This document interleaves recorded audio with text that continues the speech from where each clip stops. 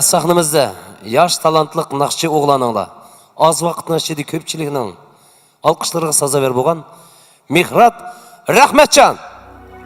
Marhamat.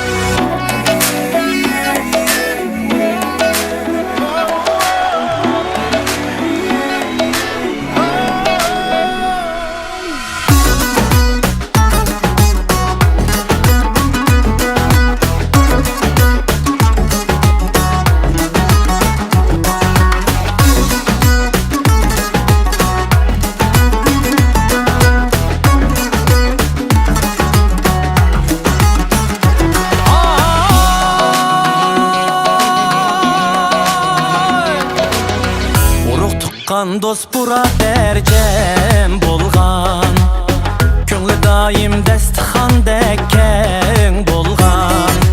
Kelin mihman uyg'urumning to'yga, xo'shalliqqa nägme navo teng bolgan. Xo'shalliqqa nägme navo teng bolgan ey. Kulki chaqchaq yangratgan ey, naqshi sazlar sayratgan ey. Köngüllerini yayratkan ey, Uygurumның toyları. Tuğulganda büşük toy ey, musulmanlık sünnet toy ey. İşki yaşның bəxti toy ey, Uygurumның toyları.